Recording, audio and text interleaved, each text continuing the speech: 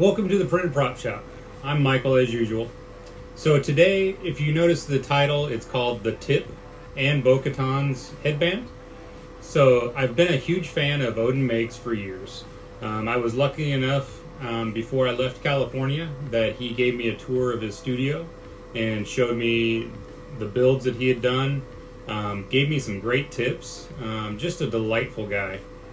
So if you ever get the chance to meet him, take it, because you won't regret it. So while watching his videos over the course of several years, I had seen that he used a certain product that I wasn't familiar with, and I'm still not completely 100% familiar with it, but it's called Plastidip and Naphtha. I will pronounce it wrong several times, I'm sure, throughout this. But what it is a thinner. And what you do is spray the Plastidip on, thin it down with this. And a couple reasons I wanted to do this was to get rid of the scan lines, for number one. I find myself sanding a lot, like I'm sure you do if you ever do any of these. So I use fiberglass a lot of times too, to fill in those scan lines to limit my sanding. So I wanted to know, one, will this take care of my scan lines? Two, will it just overall make the job a lot quicker? And three, will it eat away at the plastic? So if I got down too far past the Plastidip, would it eat away at the plastic? So I had some failed prints that I hadn't sanded yet. So I tested it out. It does take about 5 or 6 coats. It does take quite a bit of coats to get on there. One thing I will tell you is if you have any kind of detail lines in between coats, maybe take a toothpick or something along those detail lines, because that Plastidip will fill in. So don't do that. I unfortunately didn't do that, but it's not as noticeable, I think. And here it is. So the big thing I want you to take away from this is that it was very quick. I can say honestly I put in 4 or 5 hours on this total, not counting the print. I had printed this out a long time ago and had it lying around, and I just wanted to test this theory. The paint job was fairly quick, but honestly it's really, you could wear this at a con, you could wear it for Halloween. You may get that it guy who likes to point out things that are maybe not correct or something like that, but for the most part, no one's going to say anything. And it turned out really good. Anyone I've showed it to, they were like, yeah, that's awesome. It looks like you worked really, really hard on it. And I didn't. I took some foam and put it on the inside. I printed out some pieces in resin for the little pieces here at the end. I dyed those with some red, some clear resin with some red, just to get that kind of pink. I don't know if you can really tell on camera, but yeah, it turned out just fine. And here's how I did it. Okay, so let's get into it. This was a print I had laying around since I left California. It was like one of my last things I printed in California. I just kind of took some 220 grit sandpaper and ran it over the top, just to knock off some of the nubs where the return lines happen, those little lines that you get going up the side. And I didn't really sand too hard. You could still see the scan lines. You could still feel them. Again, this was kind of an experiment with it. I had done the same thing on my failed prints, and I figured I would try it on this guy. Around the edges there, I pulled out the file because it did have some little, not so much stringing, but it was the PLA buildup from when it printed with the supports, and it just wasn't straight. So I kind of straightened that part out. All of the sanding, I'm going to be really honest with you, I maybe spent 15 to 20 minutes sanding, whereas normally I'm sanding forever. And that's just before I go and do any kind of fillers or anything like that.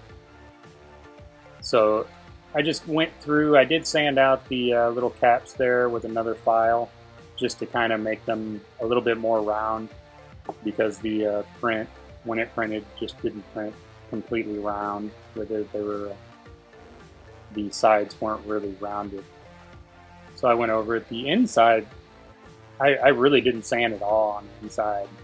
I just kind of left it.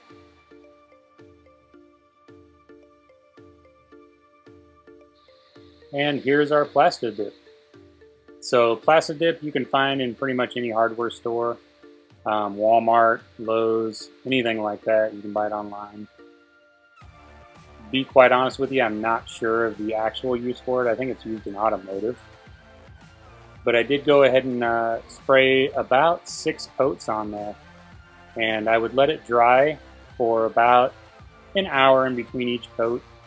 I will tell you, if I went back and did this again, which I most likely will, I would go in between the little lines on the side. Any kind of detail lines it will cover up.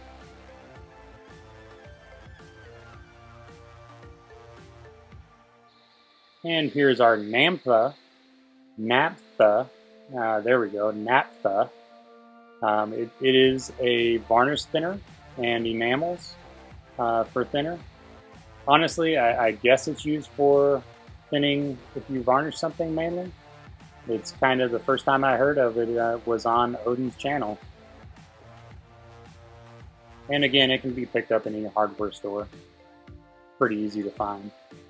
What I did was put some of the naphtha on a paper towel, and I just kind of rubbed over it. I didn't rub really hard, and I would rub just a little bit at a time until I got all over the piece, and that thinner stays on there a while.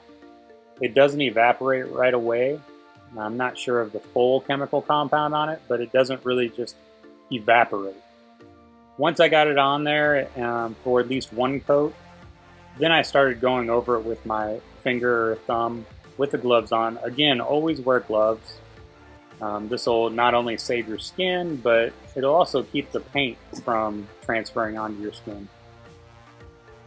And here I already primed it. I put on about 2 coats of filler primer.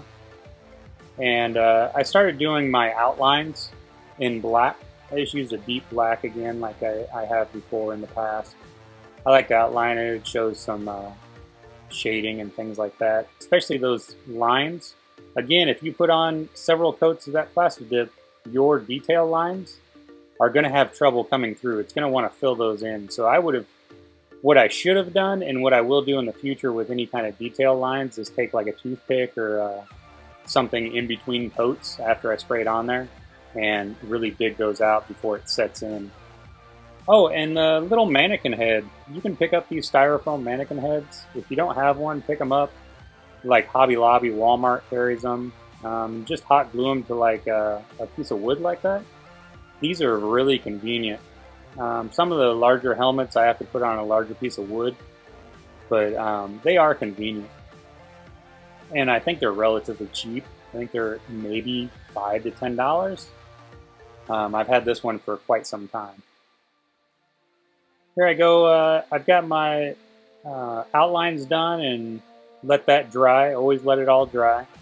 I then mixed some not some deep blue. I used more of an off blue with a little bit of black mixed in with it. And just started blending with my outlines. If I'm saying that correctly, outlines. Just to kind of blend it all together and do some max coverage. The thing that I did do on here, which in my mind I did correctly, was to go horizontally. So that way it left those detail lines with more of the black on it. And just continually kind of feathered it all together. And it came together nicely.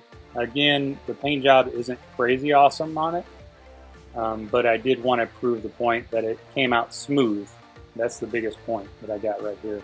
I wasn't sanding a lot, and it was easy to finish.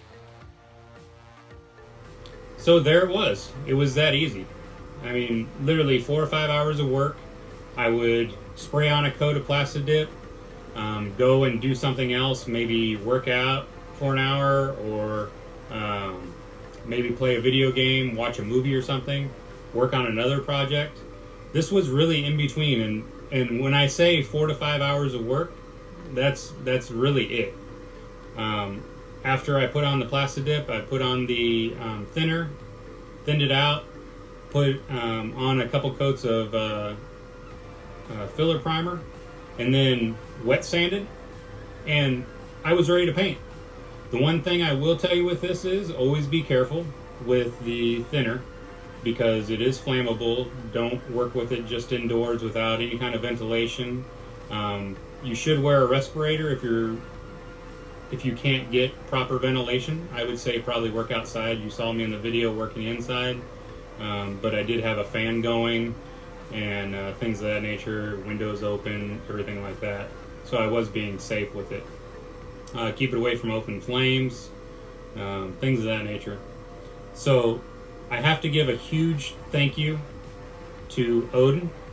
He's a delightful guy once again. Doesn't keep anything to himself. He likes everyone to know the knowledge that he has.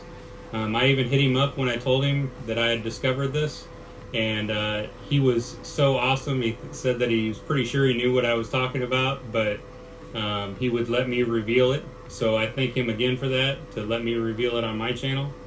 I hadn't seen this in anything else as far as 3D printing goes, just through him on foam. So I hope that this helps you to make your life easier. Again, watch the detail lines. And thank you to Grizzly Mountain Designs. He has his Patreon that you can subscribe to and get awesome prints like this. I'm sure the normal person probably has much better prints. They put in better time on it. But again, too, you could wear this at a con. You could wear it to Halloween. You wouldn't have any problem. And again, humongous thank you to Odin. And in tradition of him wearing things, there you go, Odin. Hope that looks great. Thank you for watching, and I hope this tip helps you out. Have a great day.